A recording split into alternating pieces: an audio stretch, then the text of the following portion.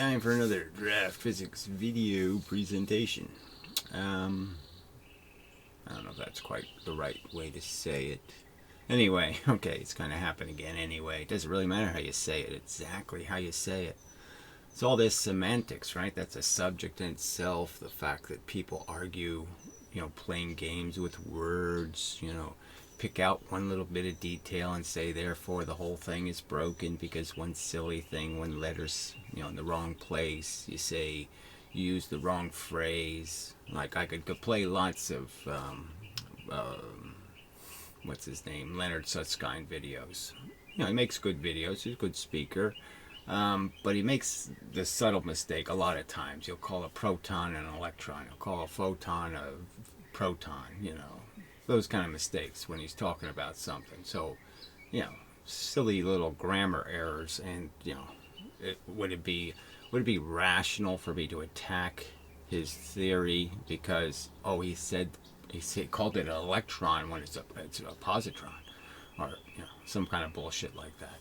No, that would be silly. That would be a waste of everybody's time to sit there and have a theory that I've deconstructed the statement because, wow, I found a typo. But there are people who live for that kind of crap. They shouldn't be running anything, It's unfortunate that, obviously, people can, the hecklers can stand up and just say something stupid in the middle of a routine, and they can just disengage everything by, some sort of irrelevant horseshit. Like, well, what about you having sex with them 15-year-olds, or, some sort of thing that just doesn't matter, but they'll bring it up, just to disengage any kind of rational conversation and change the agenda and the focus and people's attention. And so, yes, the trolls win in that regard. They can change the agenda. And so I'm going to try not to be too affected by that, and only be affected in the sense that, you have to answer some accusations because they sound like it's real, and therefore you have to respond to it. But it really has to do with just how people phrase things, and, what they make as some pointed argument. So this commenter, along with this American douchebag and the other crazy fuck, are all, paraphrasing, putting words in my mouth that I didn't speak. Like I said something was fake, or I said something was a fraud. And I've clearly stated in the context of all these conversations why I'm saying something. I'm saying it's weakly evidenced. I've repeated this statement 400,000 times now, right? I mean, it's got to be that many times, right? I mean, it's so many times that I've made the argument that what I'm arguing is the evidence is not good. It's not strong. It's not voluminous. It's not a mountain of evidence. This is not an argument comparing evolution theory, to religion. It's nothing like that. Physics hasn't demonstrated a volume of evidence for what it says is the truth. And it happens all the time. You can go through the 400 extra product, you can go with quarks. You can go every one of their new steps they've taken since the 60s or 50s and argue they don't have much evidence for that. They don't have much evidence for that. They don't have much evidence for that. It's all based on minimal evidence. And the fact that that statement can't even be acknowledged, that everybody isn't agreeing that, oh yeah, we're walking on the thinnest of kinds of ice when it comes to making statements. And so we have this assumption, I guess, that I don't know how they think sound is created, but I've sort of made the argument, a statement, that sound is created by moving something faster than sound. And that it's the same way you make a wave in anything, is that, one of these efficient waves, is that you actually have to poke it a little bit harder, faster than the medium, and therefore you make these transfers of energy much more efficient. And I could analogize it to something like electricity, right? I could have a gap between two, conductors. And if I put a certain voltage in, nothing happens. And it just doesn't matter how much of that certain voltage I put in, I got nothing. But if I put in enough voltage, I'll get it to cross the gap, and I'll create a voltage in the other wire, and something will happen. There'll be this transmission now that couldn't happen before. And I'm just arguing that sound is the same way. There's a certain pressure you create where you gain huge efficiency in how energy is transferred. If I go a certain speed, then the transfer can be in all kinds of directions. It can get eaten up with misdirection. But if I go at a certain speed, I get a guaranteed transfer of the energy. And you could argue that it's sort of like that with playing pool. You can, if you roll the ball at a certain speed, all the balls roll. If I hit it a certain hard way, I can just make certain ones pop off, the two end ones. I can get the energy to move very efficiently through a number of balls. And so depending on how I hit it, I can create different reactions. And so my argument is yeah, we don't really have any hard evidence that this isn't true. That's what I'm saying. I'm saying you can't come up with an experiment that demonstrates decisively that sound isn't connected to speed, that you have to move something faster. And the whip is the classic example, right? The crack of the whip is really a little sonic boom. You get the end of the whip that has a little tiny bit of extra weight on it. You get that end of the whip to move faster than the speed of sound, and that makes the sound. It's a little sonic boom, and that all sound is essentially taking advantage of that fact. That sound is transmitted by creating a disturbance in the medium that's at a certain speed, a little bit faster than the medium can transfer energy, and that way you guarantee the energy moves very efficiently in straight kind of rays. So anyway, I'm just saying this is the process we're involved in. There's only so much information, and all this is about is let's see what the facts do. Let's collect facts and draw conclusions. Is there something evil in that process? Okay, and then recognize when we don't have enough facts. And that, all we can do is compare two different conclusions and say which one is more consistent with more facts. And so, this is part of the argument. Now, the fact that physics is unreliable, okay, that there's reason not to trust. See, this is part of it too, right? We know that the average person, okay, see, I don't know who's watching these videos. There's people who really know something about the subject or mechanics, or they're interested in all this kind of stuff, and they spent their life building things or messing with things or fiddling with things to see how they work. They've taken things apart. They kind of have that kind of, I want to know, show me. They have that kind of attitude. And so those people can have one kind of conversation, where other people who, it's like the difference between people who can, tinker with car and get them to work, and people who just don't know nothing about it. They have no clue how even the ignition key works. They don't know how anything works. And, but they want to have some general notion, and they'll trust somebody to tell them, what's possible and what's impossible. What it can do or what it can't do. Is the tire only flat on the bottom? I mean, can you just, fix that part, the flat part? So there's people who are listening who just really aren't going to be able to have any of this conversation because they don't have any collection of facts. They can't look at it and analyze it and do any of that kind of stuff, and they don't want to spend the time to understand it because there's a lot of details you got to become aware of, a lot of experiments, a lot of imagining mechanical systems you have to have some familiarity with to understand what the thing's going to do and how it works and what happens over time, and all that kind of stuff, how energy is dissipated, how efficiently it can be transmitted, and all that kind of stuff. So it takes some kind of pre-knowledge, life experience. You have to get electrocuted a few times to really know electricity. That kind of thing, just a fact. And most people aren't going to bother with that getting electrocuted thing. And so they're really not going to be able to involve themselves in this argument, except to the point where I can make the argument. I can show you physicists being kind of unreliable. Okay, I can show you them making a lot of mistakes that aren't calling a photon an electron or some kind of little grammatical errors.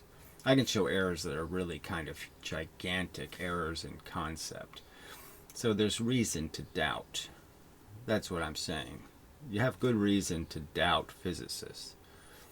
They haven't been very reliable in how they presented the evidence, how they presented what they say they know versus what they don't know, what they're guessing, what's a ballpark kind of approximation versus some kind of exact description. And I show that sort of like, you have, very sincere, very well educated, very intelligent people like Michael Van Briesen who make, a series of videos. Now, he makes a little mistake here in the sense that the series starts off being 1 out of 25 and then it ends up being 16. The number 16, it goes to 16 out of 35. Which is not a very smart thing to do to a video series, right? See, 15 out of 25, and then it goes to 16 out of 35. That's not very, you should kind of tidy that up. But anyway, it goes from double slit interference, and not one of these double slit interference videos is actually the double slit experiment. That's right, he's showing the single slit pattern and talking about the double slit interference, which really just doesn't make any sense because, we know the double slit experiment is where you end up with the two patterns superimposed on each other. And so there's clearly, that's the mystery of it. That's what makes the double slit interference interesting. And he's talking about it as if it's some sort of plain little pattern, like there's no two patterns, there's nothing to account for. I mean, it's just, it's a huge, gigantic elephant in the room kind of error. It's the kind of thing where you can't talk about the double slit experiment if you're not going to talk about the real pattern that's produced. I mean, it's just kind of silly as physics goes. Well, anyway, so then he just jumps to 3 slits. Okay, so the obvious point I would make is because the double slit and the transition from end slits, that's what it'll eventually become, end slits. End slits, see? It goes from 3 to end. The transition is something they just really can't explain. And they can't explain the fact that they completely changed the math. So they're drawing lots of waves here, lots of waves, lots of sine angle thetas and all that kind of crap, and then all of a sudden all that disappears, okay, when they start talking about the real deal. All the mechanical explanations of how something gets there disappear, and it just becomes a mathematical equation. So anyway, I can give you reason to doubt, okay? I can show you that they're error prone, that they do in fact show you the experiments, they present them to you in a certain way, okay, to convince you that the evidence supports their theory. These are sort of, some of them are important mistakes, some of them aren't. Clearly there was a big search in biology and archaeology for the missing link, and there was all kinds of fake humans, found, okay, to support the argument. And it sort of makes, the science look bad. I mean, they knew their conclusion was right. They knew these things had to exist, but they were in sort of a rush to prove it. And so there was, kind of glaring fakery going on, and distortions and exaggerations. And, that's a little bit dangerous. Putting the wrong head on the brontosaurus, lots of little things that happen that, these are little crimes, but I mean, they add up to a big crime in the end because it does give you reason to doubt the integrity because of the way it was distorted. The perspective was, contrived. They worked at it too hard. And so I've sort of pointed out that all the MIT experiments done, the modern ones, all have a correlation to one done in the 50s. That these are experiments that they've, juiced, okay, for the purpose. They're controlling what you see to emphasize the consistency with their conclusions, and that it really isn't about the good science idea of making sure all of the dots are being included, that all of the facts are being dealt with. And they'll do this with gravitational lensing. They'll show you these simplifications that are preposterously inconsistent with the reality, because they're too simple. Because it's not that simple. It's not, a common experience. It's not what we see in our world, and they're comparing it to what we see in our world and calling it the same thing as what we see in our world, and it's not. That gets it's a little more complex a subject, but that relates to this comment, so I might as well do this, because this is something they're hanging on this kind of crap, and you're saying, I'm arguing that they have weak evidence. So there's two things I'm arguing. I'm arguing the conventional conclusions they argue for, and they defend with some sort of evidence, are way too weak. The evidence isn't nearly bulky enough for these hard conclusions they're drawing. And that's the first part of the argument, is that there's no reason to trust them, because they do it all the time. Tiny bit of evidence, tiny seems like, and they automatically say it is like. I mean, I've repeatedly said these words. That's the emphasis. And then I'm offering what I would argue is a better description, a better theory, okay, a hypothesis that I think is more reasonable as explanation. It fits more of the evidence. It's more simple. It's, I think more likely to be the right answer. Those are the two projects here. There's nothing else going on. And so all the evidence is invited. But none of it can be stated for what you say that evidence indicates. And the counter evidence has to be kind of understood. Now, the counter evidence, like in the theory of relativity and the whole arguments about somehow all motion being generated by through the same process. Again, I can just use the example that you can move something with gravity, or you can move something by bashing it in the head with a hammer. And I would argue that those two things are going to get you very different results, since there's no point in drawing an equal sign between them, because one of them's going to give you a messy pile of jello in the end, and not much velocity, and the other one's going to give you something that's not jello, that stayed rigid and solid, and it's going to have a lot more velocity in one direction. Anyway, but whatever. I can't stop you from being a fanatic, and being a follower, believing everything somebody tells you and never saying, show me. I mean, somebody tells you somebody walked on water, they saw him walk on humidity, some optical illusion, and therefore he's a water walker. You go for that kind of story.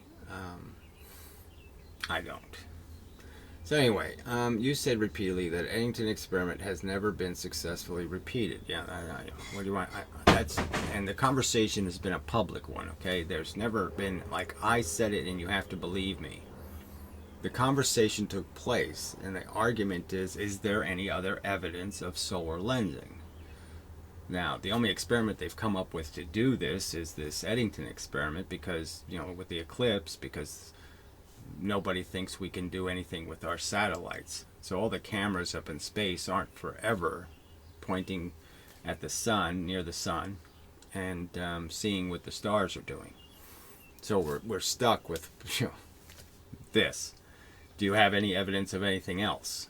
Well, no, there isn't any. There's no papers of the satellite images taken by the sun, of stars in the wrong position.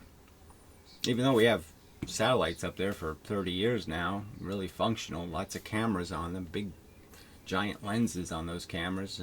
Space shuttle's been flying around, space station, I'm sure they got I'm sure they have better than a 4-inch telescope on that thing. Never did it. All right, that doesn't bother you, okay? To me, that's like sort of a glaring bit of evidence that, yeah, they don't really want to do this because it's not going to be what they want the results to be. Well, anyway, has never been successfully repeated, and the statement tracks pretty close to everything I can find on Google. Well, I'm just saying we already did this. It's not a statement I made, okay? I suggested, is there any repeat of the Eddington experiment? I looked, other people looked, everybody looked. Yeah, we found some papers, and all those papers basically come down to, even when they say they validated it. Well, yeah, but not outside the margin of error. Okay, and we know that the margin of error is something they can fudge.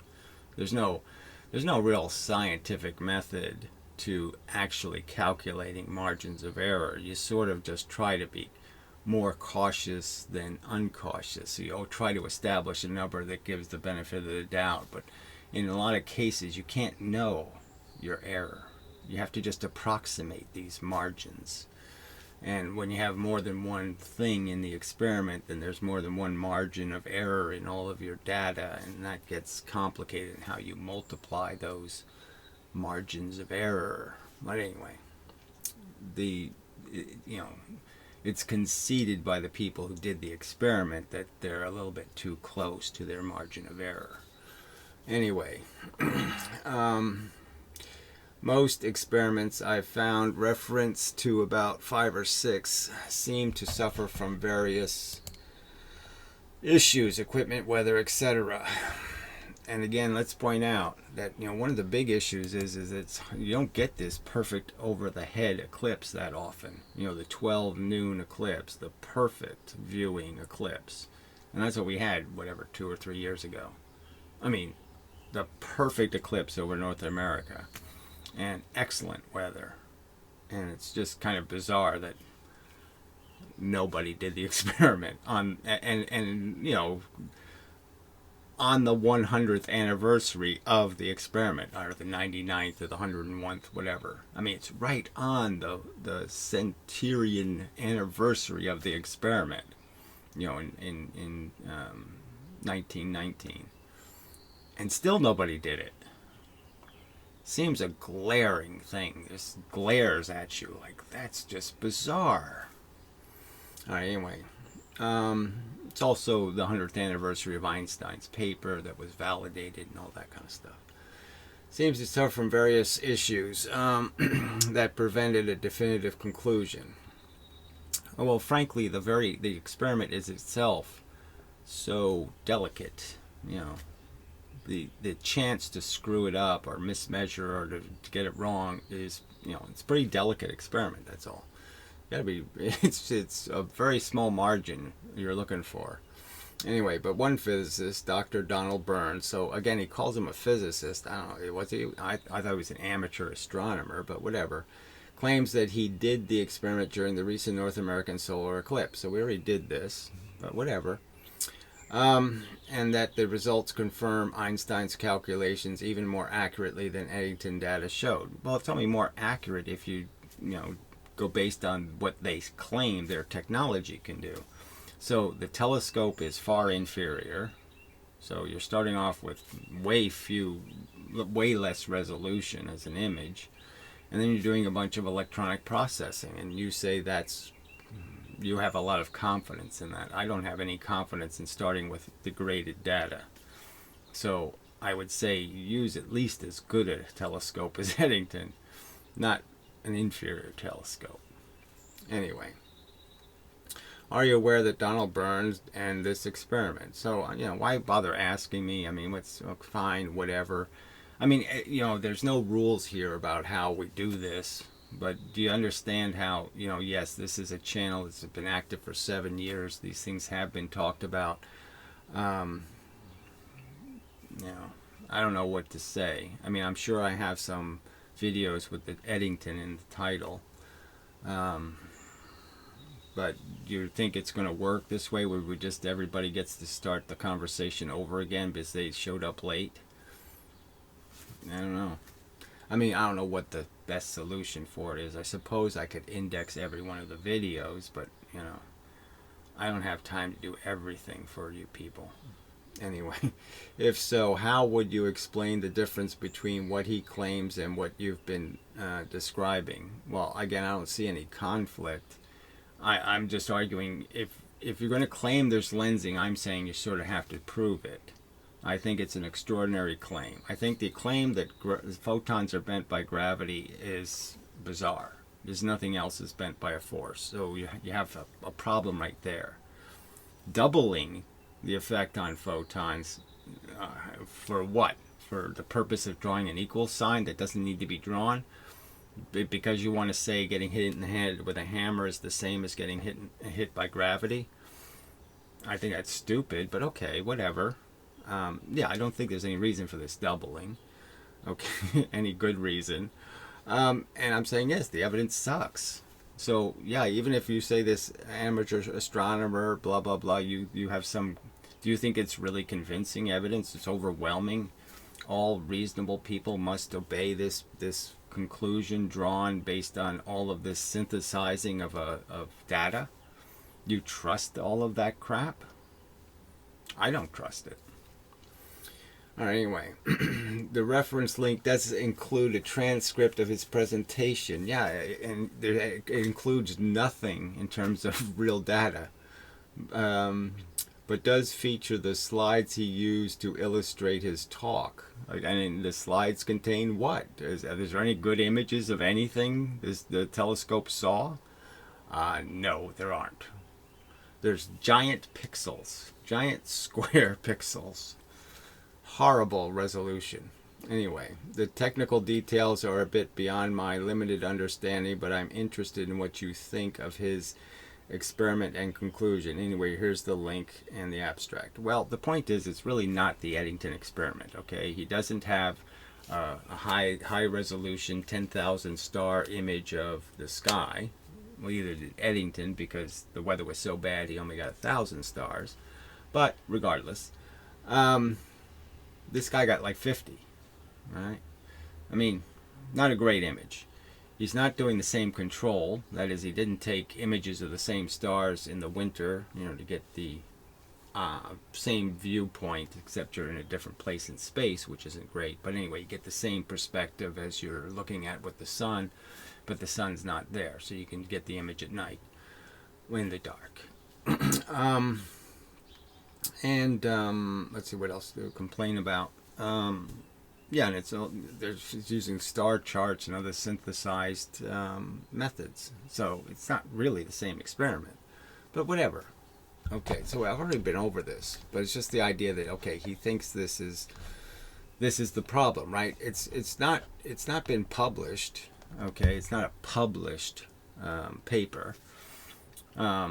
Because I don't think anybody really wants to scrutinize all of the technical aspects and say, yes, that's good enough. Yes, that's good enough. So that's part of the problem. So I could argue, I could just say it's not published, so therefore there's less reason to believe. But I'm just saying, this is the circumstance. So you're saying, we had this perfect eclipse, all of this technology, we have all of this space stuff that could do the experiment anytime and do it better. We have the space shuttle, the space station, we have all this stuff, and yet this has never been done. And this is what you want to count on as redoing the experiment, an amateur. So you know, and this is what convinces you that something's true. Well, I'm just saying, if that convinces you that all counter-arguments regarding theories of the universe are now debunked, like any theory that doesn't include the proof that light is bent by gravity, is therefore can't be valid if that theory says it's not likely. You know, it doesn't unless you got a special reason why photons are special and different than all the other energy moving the speed of light. And why isn't any of the other energy moving the speed of light bent by gravity twice as much? Photons are that uniquely different? Okay, anyway. I mean, no electric field is bent, no magnetic field, no anything that photons are even supposed to be made of. You can't bend any of that crap with gravity. Anyway. So this is raging yes. This is like this is such the typical troll crap, And so, do you deal with it or you just throw it out? I mean, should anybody have to rationally argue with this kind of mush? So here we go. Then there's gravitational lensing that's constantly being measured by astronomers around the stars and galaxies. So it's just not true that that's what's being measured. So I'll go through some physics. I'll just make these arguments to you. Okay, so this is a specific argument. Right now, the galactic images the Hubble has, where it has little splubs, a little splub here and a little splub here and a little splub here, and they're not symmetrical, and they're not a lot of things that they're supposed to be, because that's what gravity would do. And it's all this theory about some little thing here gets magnified, projected in a big place, and it gets focused to our little eyeballs. And there's a whole theory about how that can possibly work, but it's pretty, again, abstract when you start considering facts and you start thinking about, well, if that was true, then there'd be this crappy stuff would get deflected all over the place. The whole universe would look screwed up. 50% of what you would look up in the sky and look at the stars, 50% of it would have to be deflected light. Nothing would be where you see it. Anyway, so that's not the subject. Okay, so that's a separate place they get evidence from. So this is like an evidence for evolution, and so that's the DNA evidence. We're doing the fossil evidence. Okay, so let's talk about fossil evidence. So fossil evidence has to do with the sun, and the fact that the sun has 7 times more gravity than here on Earth. So it's 70 meters per second on its surface. Now the catch is that we know the sun, it's got a big giant corona around it, which is this, very energetic, lots of stuff. Big flames come off and blah, blah, blah. There's lots of stuff in here. So this is full of junk. And not that there's no junk here, but there's a lot less junk once you get out of here. So it starts to decrease in the amount of junk, flying around the sun, the atmosphere of the sun. So nobody thinks about the sun having an atmosphere, but it has a really thick atmosphere. But the idea, though, is that outside of this atmosphere, Eddington knew he had to go outside the atmosphere of the sun. So out here, you could have little stars. All right. Now, we can't, we look at the sun, we can't see any of that crap because the sun diffuses in the atmosphere, and so the light from the sun makes light come from all kinds of places. So instead of just seeing the sun in the sky, you end up seeing the sun bouncing off all kinds of particles in the atmosphere. So you end up seeing all kinds of light, and so you can't see anything here because you're already seeing a whole bunch of light coming from there. So there's no dark background anymore. So we can't see from the Earth these little stars. But the idea would be is this little star, when you're looking at it, the sun, this star is way far away and the sun comes by. And what the sun will do is it'll bend the light from that distant star more than it'll bend the light from that star. And so we'll see this star here. And we'll see this star here. So the difference will be much less. And what you want to really do with this experiment is try to measure these distances from each other and say, is the distance not what we know the star's actual position is when there's no sun here? So I take a picture when there's no sun of this star, and then I know what their real positions are. And then when the sun's there, I take the picture, and I should see a distortion, a difference. That's the Eddington experiment. Now, these other experiments have been done. So let's just understand, a NASA engineer, 40 years in NASA, whatever, says NASA's never seen lensing here. It has seen lensing here. Okay? It has seen distortion with objects. See, this still looks black. Remember, in space, this corona looks black. All right? But we know it's a corona. We know there's lots of electrons and charged particles and atoms and all kinds of things in there. So they have seen these stars in the wrong place. Okay, they have seen that.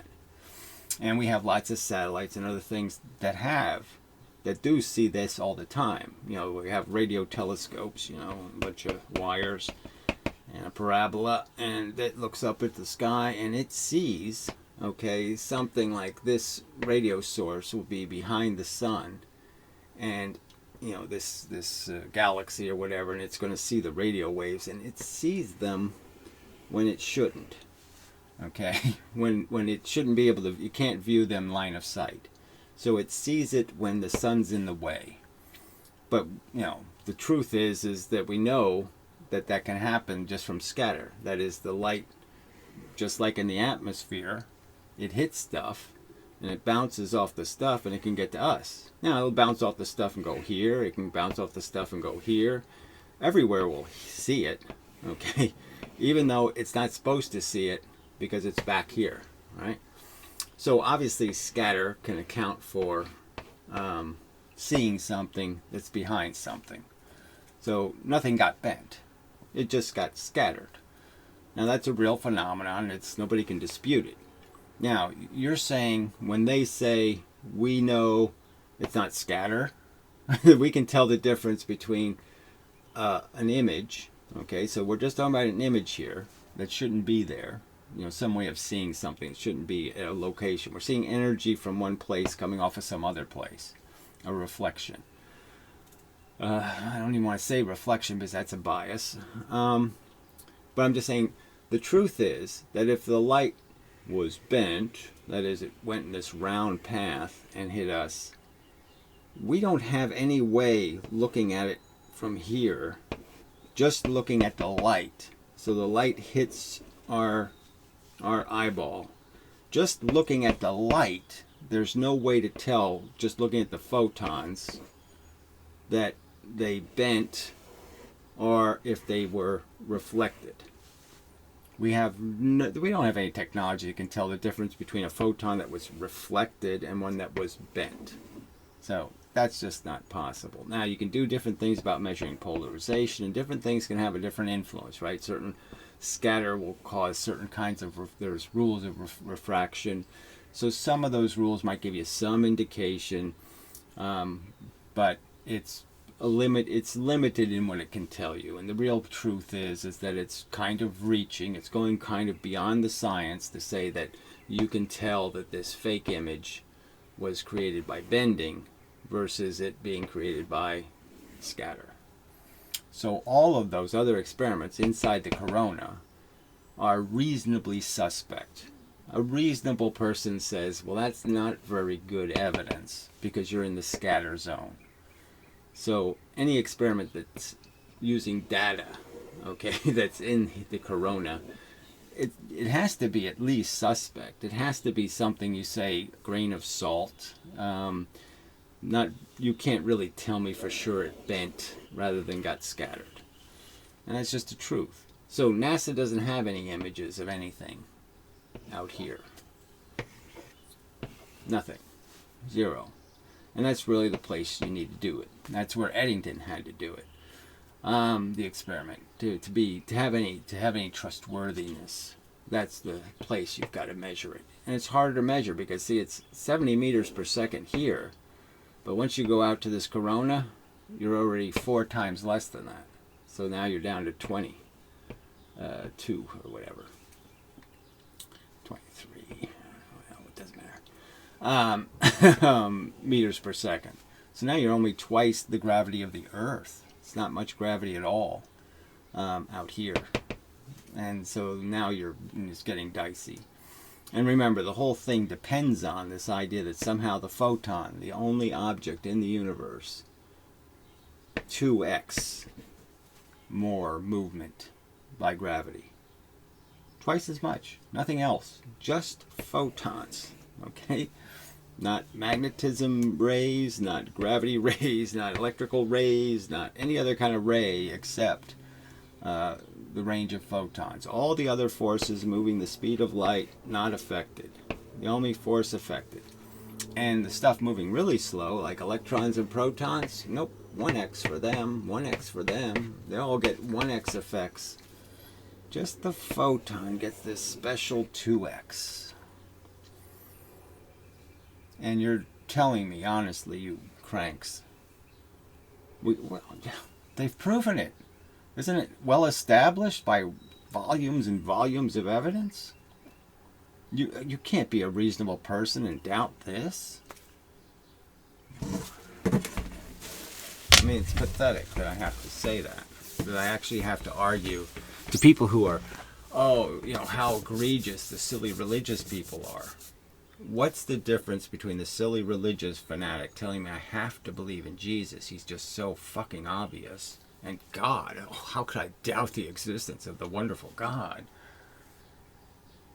You don't see how you're being just as obnoxious in saying to me, I have to believe this. The evidence is overwhelming. How could I possibly doubt how all this fits together so well? It's such a brilliant proof. So anyway, we'll read it. Astronomers are around other stars and galaxies. So again, around other stars is the key point. This isn't happening continuously. None of that's true. So blah, blah, blah, blah, blah. Basically a constant, ongoing, and effectively real-time reproductions of the Eddington experiment. So he's really claiming that. He's claiming that they really do have videotape of this or something. They have no videotape. They have no such evidence. And he just says it. Like, science proved it. Science did it. We did it. And he can't produce anything called evidence. Anyway, of this. This is like when flat earthers claim Cavendish experiment was never reproduced. So he's saying it's like some other circumstance where there is actually evidence of it being reproduced. There is actual evidence of the experiment actually being redone. Is there really evidence that Eddington experiment has really been redone? Repeated? No, there's absolutely no evidence. And he's just asserting it. Like, it's just as obvious. The amount of redos of the Eddington experiment is just as obvious. Yeah. And so they'll compare you to a flat earther because you're not just totally convinced by the absence of evidence. Anyway, was never reproduced when tens of thousands of freshman physicist students do it in teaching labs every year. So he's comparing it to an experiment actually repeated, and he's telling us that it's as obvious as that. Look, this has been done. I did it again.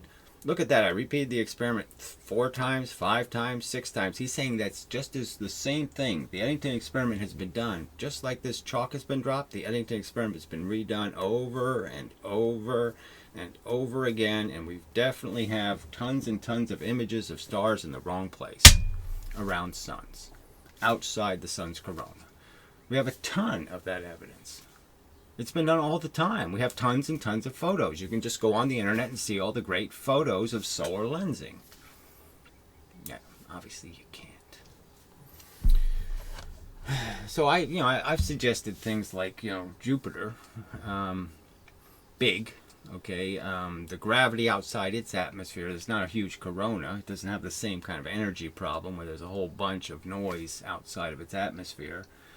And actually you'd have more gravity there, probably, than the 22 meters per second. You might have more outside Jupiter's surface. And so that's the place they might be able to get these lensing images, because you don't have to wait for an eclipse or any of that horse shit either. But we don't have any evidence that they've done that.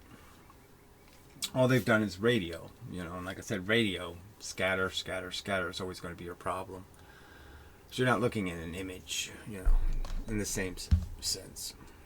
But anyway, this is the crap you get, and so should I waste my time or not waste my time? I mean, it's such a bold assertion, just made, it takes time to dissect why it's bullshit, why it's just a big fat lie. It takes time to explain why that comment is a lie. I mean, it's such a perverse, inaccurately description of the facts. The Eddington, not unlike the Cavendish experiment, the Eddington experiment has not been repeated. Okay, so fuck this. I thought it was already blocked, but whatever. Alright, so then we'll move on to, some other crap. So yeah, no one stays on the subjects. It's just really disappointing. Again, the video I did, 4 videos ago, dissecting the double slit experiment mathematically, geometrically, it's done. Okay, it's outed. It's a scatter experiment. Again, okay, I've proven it's scatter. This doesn't have anything to do with bending waves or any other kind of interference, coarse shit, and all that crap. It's done. I've provided counter evidence that's more substantial than their evidence. All right. Anyway, but yeah, off subject. Why don't you become a teacher of science and get paid? Well, even if I could, I wouldn't, because what's teaching?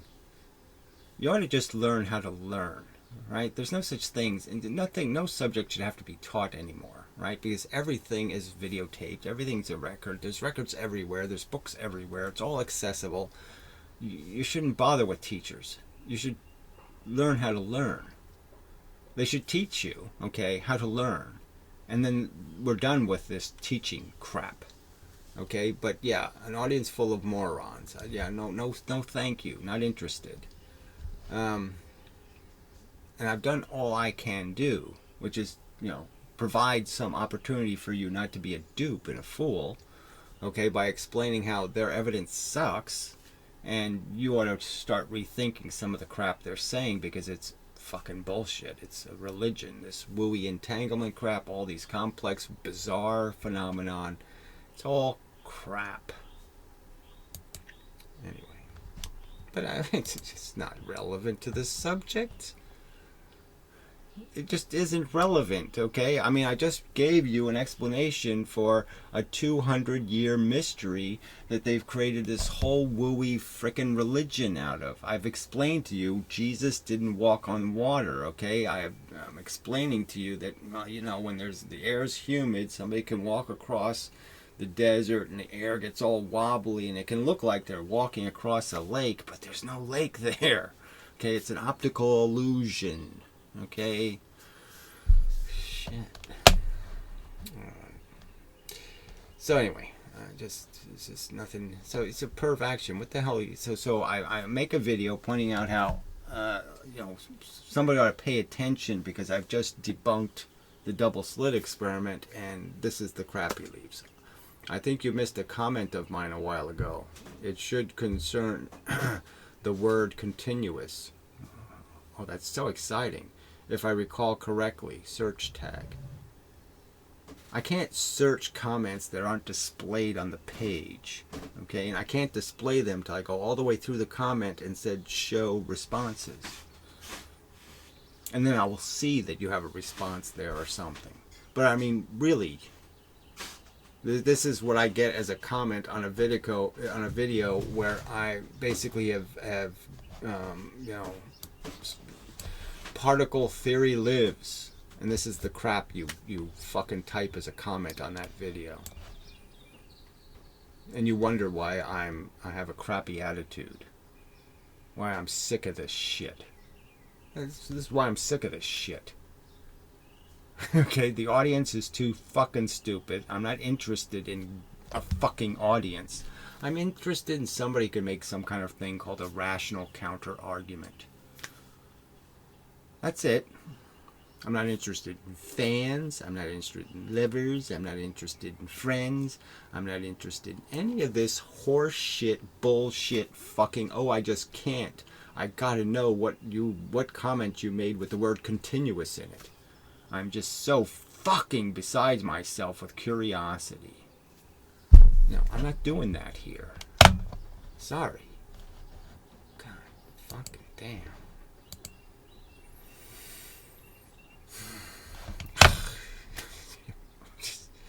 Alright, so off to this asshole here. Now, he just blibble blab. So he's having some conversation with the other troll the new troll, Stephen Bruh.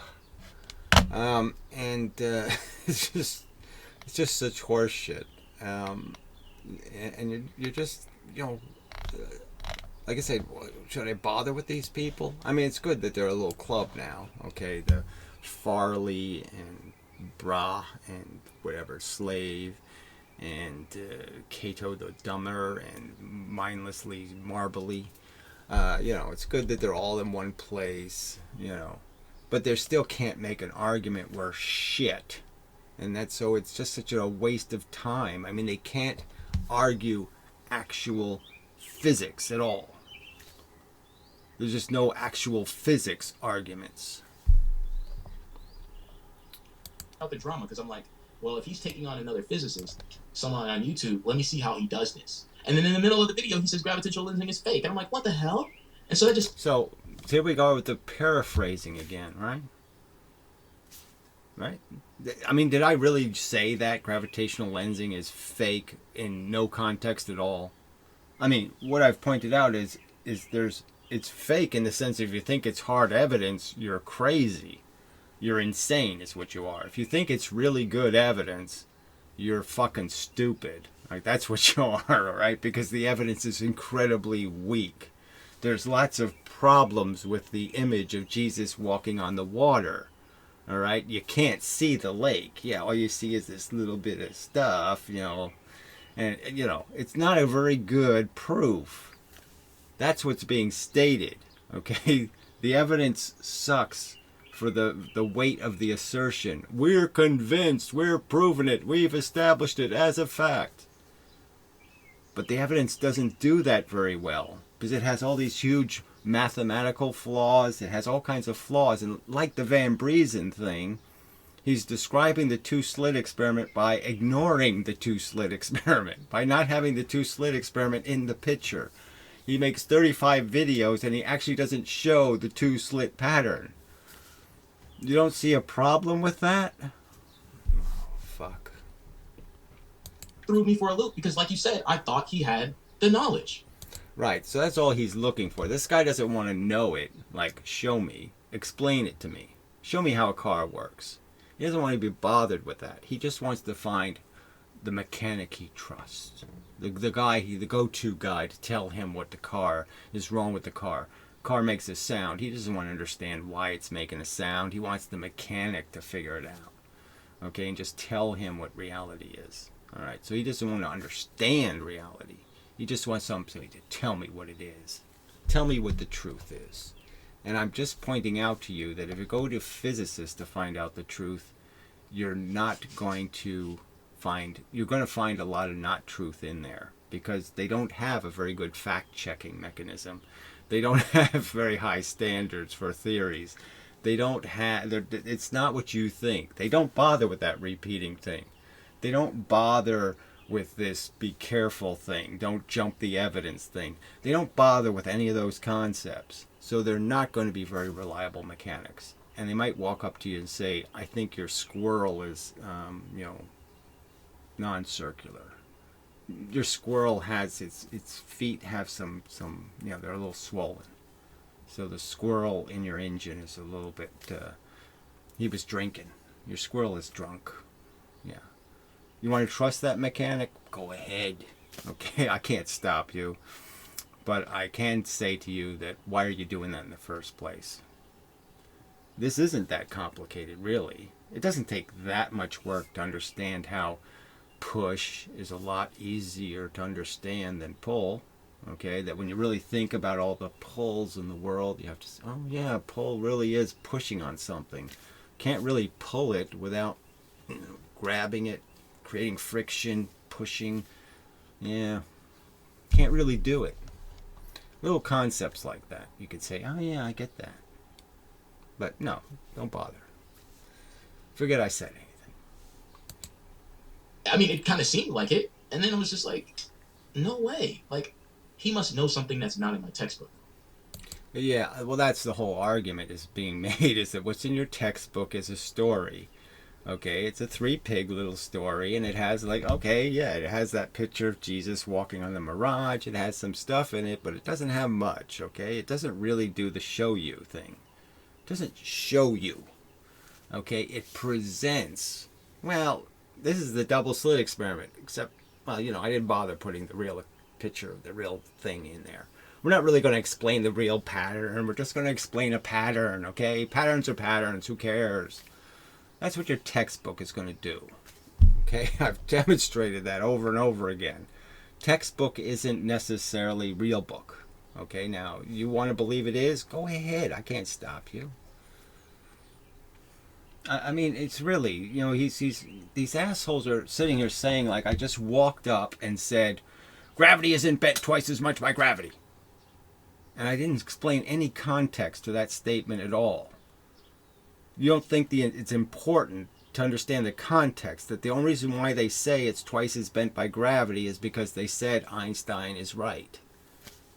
Okay? And the only reason why Einstein said it is because of some silly thing he went fishing for, which is an equivalency principle nobody needs. There's no reason to make hitting somebody in the head with a hammer the same as gravity. There's no reason to force those to be the same thing. And so that's why I went to my textbook, because I was thinking, well, if he's got some data that blows this out of the water, then I want to know where he got that data from. I want to know by reading a paragraph in a book. Yeah, that's not how you're going to know. You have to do some of this work. That's why it's taken me 10 years to get here. Okay, it's because you have to watch all these stupid, idiotic mistakes being made before you can realize, oh, well, the whole thing is a setup because they never even evacuated the chamber, or or they're putting noise into the waves, or you have to find the catch. It's magic tricks, right? Sometimes magic tricks are incredibly elaborate, and it's really hard to figure out how the fuck did he do that?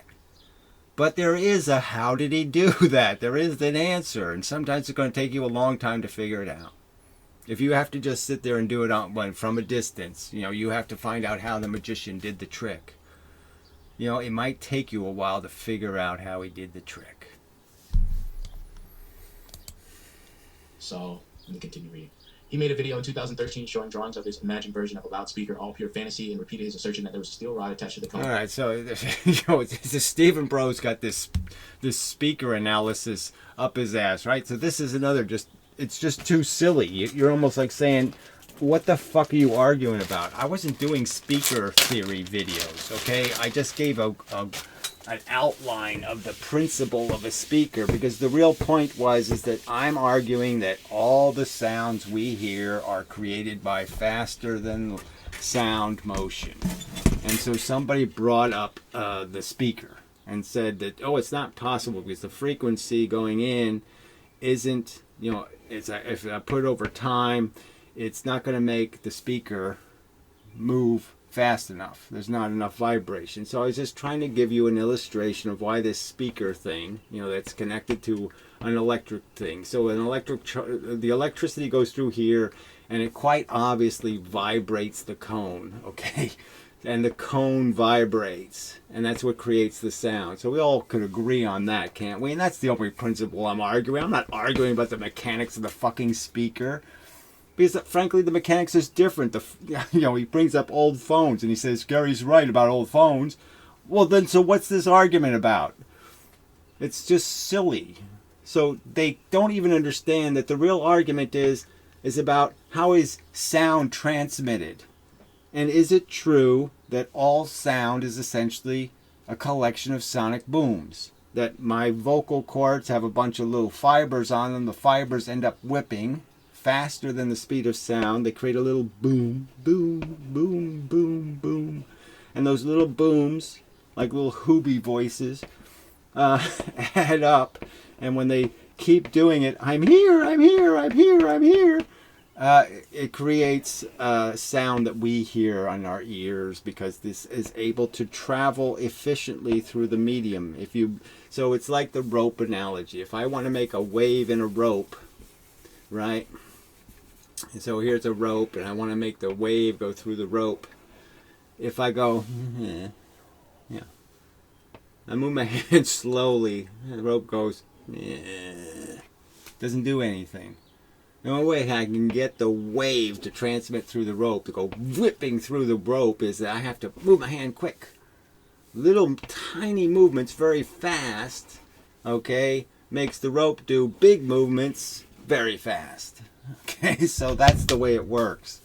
So yeah, I'm saying there's lots of reason to believe that, yeah, it's sort of the trick of sound. The trick of sound is that you have to move something somewhere.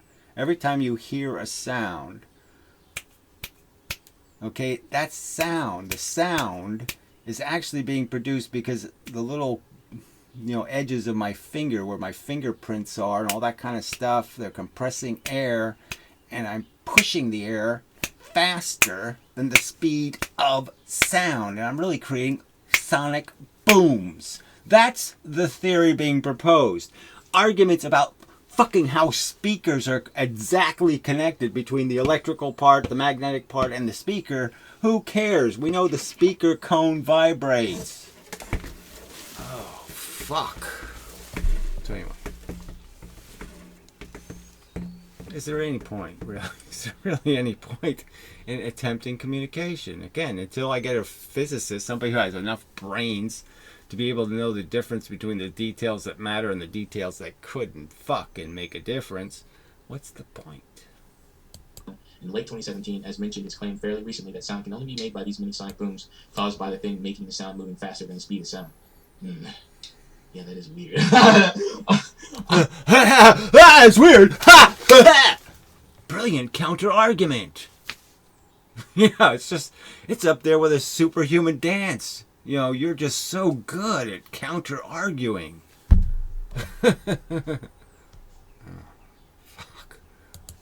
When I did this video before it got jacked up, I didn't read that right, but now, yeah. But my brain is like, I don't know about that. Just one of many ridiculously wrong explanations he has, so I would trust your book first and make... So it's ridiculously wrong.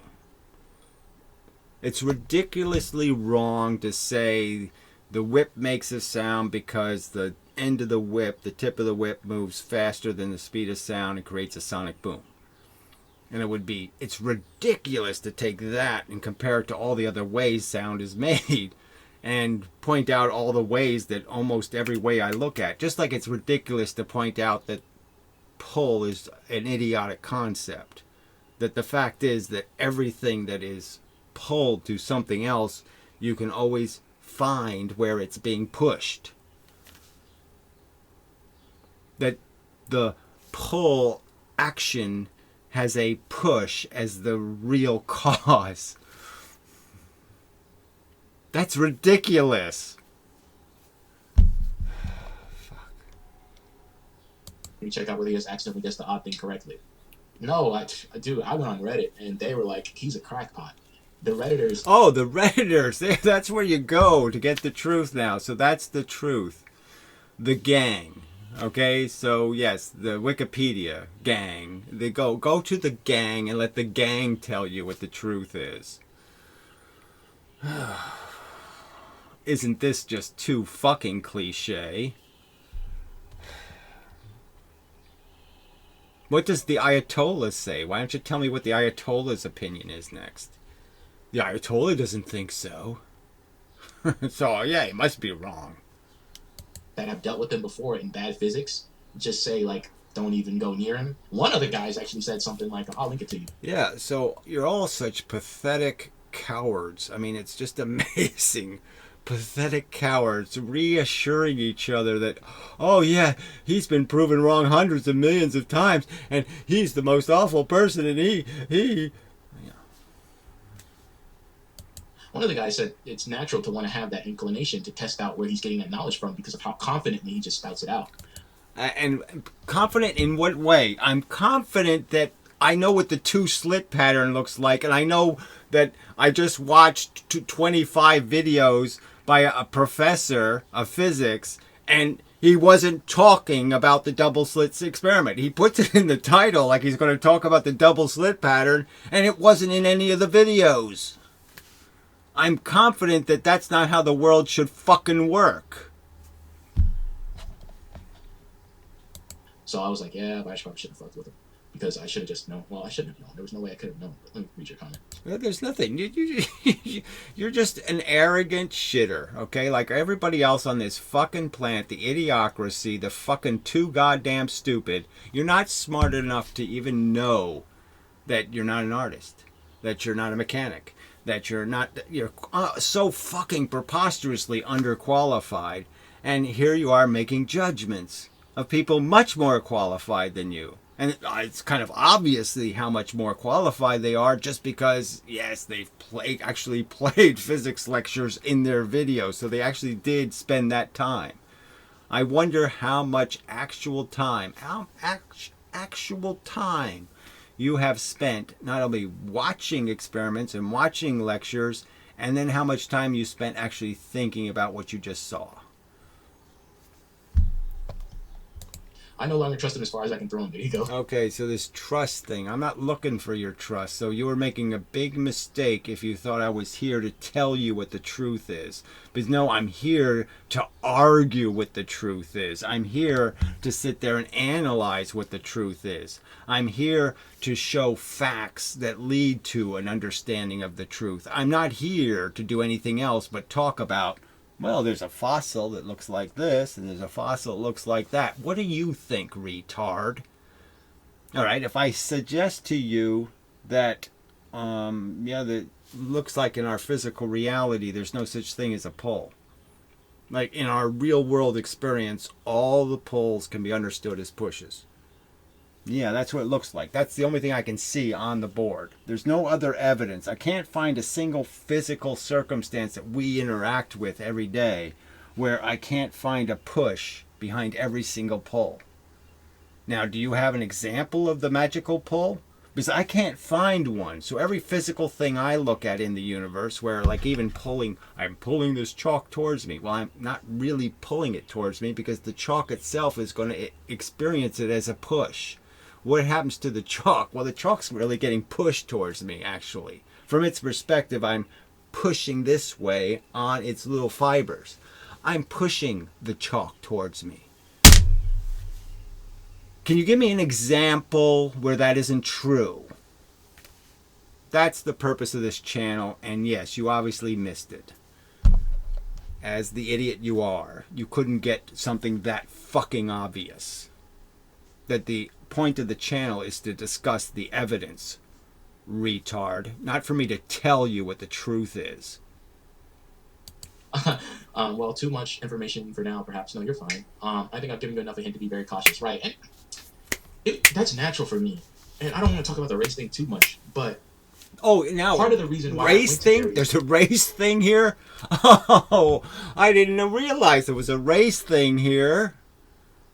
Fuck. So you really think if you were a white guy, I would have treated you any different? That if some asshole was called American asshole white slave or whatever, and he said exactly what you said, or he did exactly what you did, I would have treated him any different? That's your fucking theory, is it, retard? Ugh, amazing. Because he just seems like he has knowledge that I don't have. Yes, it's magical knowledge, right? No, it's not magical.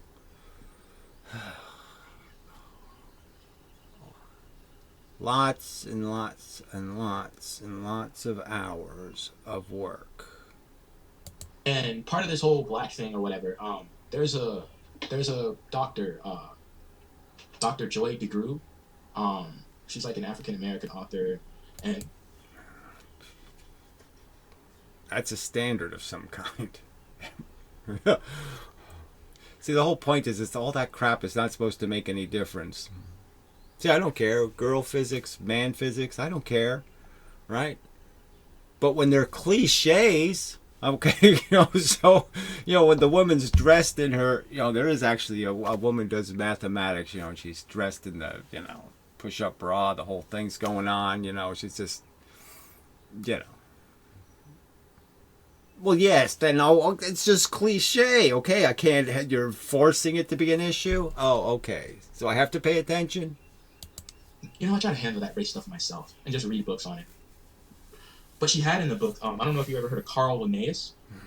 But this guy was like giving a doctorates for like no fucking reason besides the fact that he just submitted his little thesis paper and then they gave him a. All right, whatever this is, I just, you people just can't help yourself, right? You can't get anywhere close to the subjects and actually making an argument relevant to the subjects, right? You can't do that. There's some kind of law against it, apparently. A law, that unwritten law of stupid fucking human.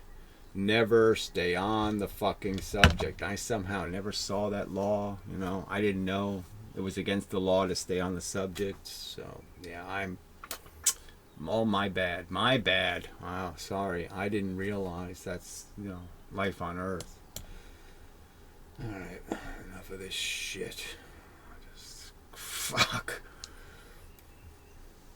All right.